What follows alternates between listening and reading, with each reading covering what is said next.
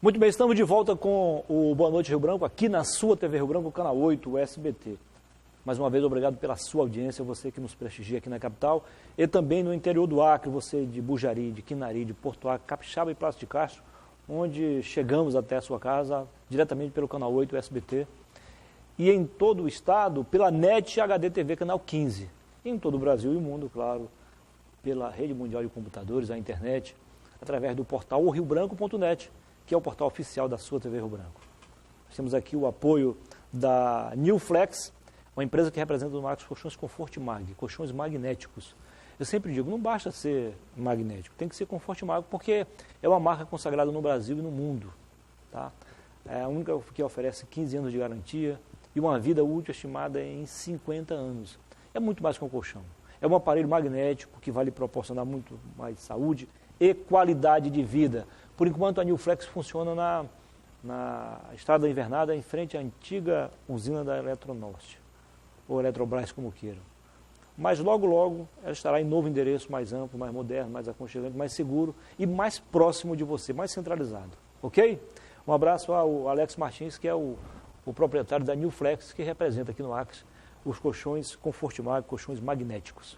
Tenho o prazer de conversar agora com o padre Máximo Lombardi. Seja bem-vindo, padre. Tudo bem? Tudo bom, Muniz. Prazer recebê-lo aqui no programa. Deus abençoe esse programa e os telespectadores. Padre, Corpus Christi, quer dizer, no latim, corpo de Cristo, não é isso? Engraçado, vamos aí a fazer uma matemática. Se a Páscoa é 45 dias depois do Carnaval, Corpus Christi é 60 dias depois da Páscoa, né? E é comemorado desde o século XVIII, bem antigo já, né, padre? Bom, na realidade, nasceu no século XIII, na Bélgica, na cidade de Liege, quando uma irmã teve aquela inspiração, aquela visão, como ela dizia. Desculpa aí, ainda bem que o senhor corrigiu, 13º. Tá. 1260, para ser sincero, 1264, pronto. Perfeitamente. Agora sim. Beleza. Aí ela insistia que fosse valorizada a Eucaristia, que é a ceia do Senhor. É a presença de Jesus Cristo naquele pão consagrado, naquele vinho consagrado, relembrando aquele mistério de amor, quando Jesus falou assim na ceia: este é o meu corpo, este é o meu sangue. Agora, naquela época, o perigo era que a liturgia, as celebrações se tornavam muito superficiais, folclóricas. Então, quase ninguém recebia a Santa Comunhão. Então, houve aquela insistência. A ceia do Senhor é para todos nós participarmos. É um banquete, é uma ceia. Todos nós, convidados, não podemos ficar assim, olhando, mas participando. Como quando você recebe um convite para um aniversário, se você ficar aí sem comer, já está por fora. E essa expressão aí, essa frase aí, ela é usada em todas as missas. É verdade. Felizes os convidados para a ceia do Senhor. Agora, a palavra Corpus Christi, uma palavra latina, pronunciada pelo Papa Urbano IV, quando ele viu esta primeira procissão lá em Orvieto, porque o pessoal ficou tão entusiasmado por um milagre que aconteceu. Inclusive eu vi aquela hóstia transformada em pedaço de carne, que os cientistas chamam de miocárdio, porque tinha um padre que não acreditava, foi lá celebrando a missa, dizia: mas o que estou fazendo aqui? Será que eu estou dizendo coisas verdadeiras ou é um teatro? Aí, de repente, aquela hóstia que estava nas mãos dele enquanto celebrava a missa, aí começou a gotejar algumas gotas de sangue. Então, o pessoal ficou tão entusiasmado que fizeram uma procissão espontânea. E quando o Papa Urbano IV, que morava em Orvieto, porque Roma era uma cidade um pouco perigosa naquela época, aí ele viu e falou Corpus Christi, quer dizer, o corpo de Cristo. Aí ficou o nome que ainda hoje nós usamos para definir esta celebração, esta festa da Eucaristia. É um feriado, é um ponto facultativo, agora por coincidência ou não, dia 15 de junho, nós temos uma data importante também para nosso estado, que é o aniversário do Acre, né? Acre Estado, desde 1962. É verdade. Né? Padre, qual é a programação em relação a essa tão importante data? Antes de tudo, em todas as paróquias, pela parte da manhã, haverá aquela celebração com aquela procissão, digamos, paroquial. Isso. Mas pela parte da tarde, todos nós somos convidados lá na catedral, onde, pela parte da manhã, já os casais, ou os voluntários, os artistas mesmo, estão preparando aqueles tapetes onde a procissão vai passar. Aqueles tapetes simbólicos, aqueles desenhos. Finalmente, às 5 horas terá a celebração da Santa Missa e logo em seguida haverá a procissão no centro da cidade. E já estão pensando e preparando 5 altares na frente dos lugares mais tradicionais aí do centro da cidade, onde a procissão irá parar para fazer uma pequena reflexão, e uma pregação e uma benção. Aí depois a procissão terminará novamente na catedral, lá pelas 7 horas da noite, e assim a gente todos receberemos a bênção do bispo, que estará presidindo essa celebração. Alguma coisa a mais de especial que pode ser relembrado, pode ser refletido nessa data, padre? Bom, antes de tudo, nestes 3 anos que a nossa igreja está vivenciando, há um destaque especial, o centenário. Porque no ano de 2020 nós celebraremos 100 anos da implantação da igreja aqui no estado do Acre, ou melhor, antes na prelazia do Acre Purus e agora na diocese de Rio Branco. Quer dizer... Até que ano foi a prelazia? Pois bem, desde o ano de 1920 ao ano de 1986.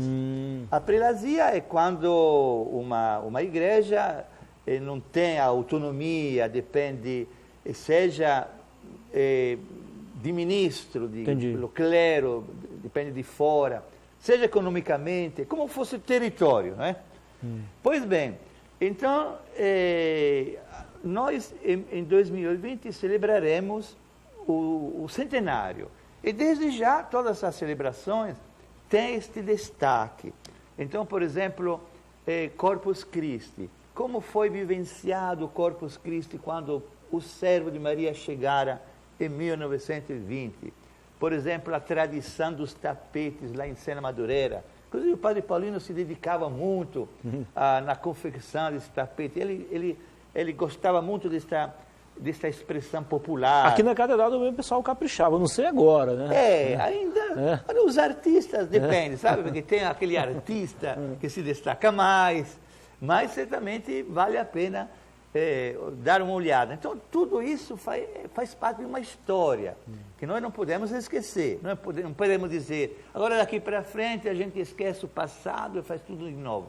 Mas a tradição, quando for uma tradição positiva, rica de significado, deverá ser mantida e aperfeiçoada cada vez mais. E esse costume, né, de preparar a rua, né, ornamentar, começou no Brasil, lá em Ouro Preto, Minas Gerais. Perfeitamente. Há alguns anos. Inclusive, pelas fotografias que a gente vê, é uma maravilha.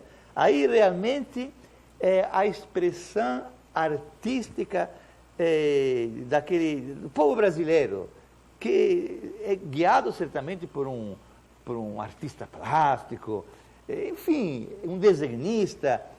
Realmente são tapetes de primeira categoria, elaborados, confeccionados com pétalas de flores, de rosas. É uma maravilha. Padre, assim como a festa natalina, assim como a campanha da fraternidade, essa data de Corpus Christi também mexe com o sentimento, com o coração das pessoas, sobretudo aquelas mais católicas? Certo. Você veja, a finalidade desta celebração, desde o início, no século XIII, foi de colocar no coração do povo cristão o amor de Jesus Cristo expresso através daquele sinal do pão e do vinho. Agora, tudo isso faz parte de um trabalho que deve ser sempre incentivado, porque não é uma devoção. Quando você se sente emocionado, às vezes por causa de uma expressão emotiva, passageira, mas aí realmente é o centro da igreja, que precisa ser estudado, aprofundado, porque é um mistério de Jesus que quer continuar presente na igreja, se tornando alimento para todos nós. Então, não é uma simbologia, é realmente dizer, Jesus está aqui presente. A forma, a espécie do pão continua, mas a substância é outra. A substância não é do pão, a substância não é do vinho, mas é do corpo e do sangue de Cristo. Então, tudo isso, além da emoção, mas precisa muito estudo, contemplação, reflexão, meditação, porque é um conceito muito profundo. É o mistério de Cristo que se expressa através do sinal do pão e do vinho consagrado no corpo e no sangue de Jesus. Padre, em nível nacional, a Igreja Católica ela se preocupa muito com as questões sociais, culturais e econômicas. Não por acaso a CNBB, né, que é a Confederação Nacional dos Bispos do Brasil, elege todos os anos um tema que chama muita atenção. Se não é da atualidade, mas nos chama essa atenção para pelo menos esse momento de reflexão, né? Para a gente poder agir no sentido de melhorar, mudar para melhor a qualidade de vida de todos, o bem comum. Aqui no Acre, especificamente falando, a igreja viveu várias fases. A igreja, no final dos anos 60, início dos anos 70, fez um trabalho muito aprofundado nas regiões mais afastadas, no interior, na zona rural, organizando associações, sindicatos. Depois, nos anos 80, ela chegou com mais força na zona urbana, apoiando as iniciativas, os sindicatos, no sentido de lutar por direitos, né, sociais, para que a gente pudesse ter melhores dias, e de fato teve. E hoje, falando em tudo isso, fazendo um resumo do passado, trazendo para a realidade, como é que está a igreja hoje, padre? Olha, realmente o que você está dizendo, em síntese, é o que faz parte da história do centenário que nós estamos estudando, resgatando aquelas fases quando a igreja trabalhava mais na sacramentalização, depois nas obras sociais, depois na conscientização, na libertação. Pois é, isso sem abrir mão da evangelização, provavelmente dita, né? Certamente. A evangelização e sacramento, isso, na primeira fase. Evangelização e promoção social. Isso. Depois evangelização e libertação, que deu todos aqueles conflitos com o poder público. Agora, nós realmente vivenciamos um momento de comunhão e participação. Quer dizer, nós queremos que os leigos na igreja são pessoas de primeira importância, são fundamentais. Os leigos têm um protagonismo, não é como a palavra portuguesa, leigo, que não sabe de nada. Leigo é um batizado, é uma pessoa consciente, que tem o seu papel na igreja. Então nós queremos realmente que a igreja continue sempre valorizando os leigos com todas as suas pastorais, que a igreja marque presença em todos os lugares da vida social, que o leigo tenha uma formação, é por isso que nós insistimos muito numa formação religiosa e social, e faça parte, assim, do futuro do nosso país, com a ética, com expressões de presença, seja no sindicato, seja na política, seja nos ambientes de trabalho. O leigo deve ser a presença da igreja. Isso será e continua sendo o nosso trabalho, o nosso objetivo, sobretudo nesta última fase do nosso centenário. Ao citar o caso dos católicos leigos, o senhor me fez lembrar uma outra expressão que, na minha opinião, nem deveria existir, que é o que eles chamam de católico não praticante. Como é que o senhor vê isso? Como é que é o católico não praticante? Bom, na realidade é aquele católico sociológico. Ele não vai à igreja? Ou vai raríssimas vezes? Ele foi batizado, ele não fez opções. Mas não frequenta. Como a gente costuma dizer, não encontrou Jesus. Isso. E aí continua praticamente dizendo, eu sou católico, mas tanto faz como tanto fez. Então não tem uma opção. Nós queremos realmente lutar para que a pessoa se conscientize, tome uma decisão, faça a sua escolha. Inclusive, em 2007, os bispos se reuniram lá em Aparecida do Norte, aí definiram mesmo esse problema, dizendo, nós precisamos que o católico seja discípulo missionário. Um discípulo que se apaixona por Jesus, procura conhecê-lo, estudar a Bíblia, estudar a teologia, e depois se tornar missionário, anunciando com a palavra, com o seu exemplo, a própria fé. Então, se nós conseguimos realmente transformar todos os católicos em discípulos missionários, nós teremos uma igreja viva e atuante na sociedade de hoje. Só reforçando o que o senhor falou com relação aos católicos leigos, eles não participam do clero, mas participam do sacerdócio de Cristo. Ah, sim. O que é o mais importante. É comum. Sacerdócio é comum. Tem sacerdócio ministerial que favorece o exercício do sacerdócio comum de todos os batizados. Porque o batizado louva a Deus, intercede, o batizado vive em comunhão fraterna, o batizado anuncia o Evangelho. Quer dizer, ele é missionário, é sacerdote. Todos os batizados fazem parte do sacerdócio de Cristo. Padre, o senhor que teve aliás, mantém ainda um bom relacionamento com o bispo Dom Moacir, que fez um trabalho esplêndido aqui, deixou seu nome gravado na nossa história de forma positiva. E o senhor também mantém um bom relacionamento com o atual bispo, Dom Joaquim. Qual é a diferença, ou as principais diferenças entre um e outro? Bom, antes de tudo, a atuação de cada bispo depende do momento histórico. Então, na época em que havia conflito de terra, conflito com o governo, conflitos urbanos, invasões, que nós chamávamos de ocupações de terras, aí precisava de um bispo que desse a direção, pudesse realmente fazer uma escolha preferencial, explícita dos pobres. Agora, naquela época... A igreja não era a favor nem contra o Estado, a igreja era a favor de justiça. De justiça. Justiça social, principalmente. Queria que o pobre fosse respeitado, não fosse excluído. Agora, naquela época, na realidade, também na teologia da libertação, nós destacávamos muito a pobreza material. Agora, a gente percebe que a pobreza é mais abrangente.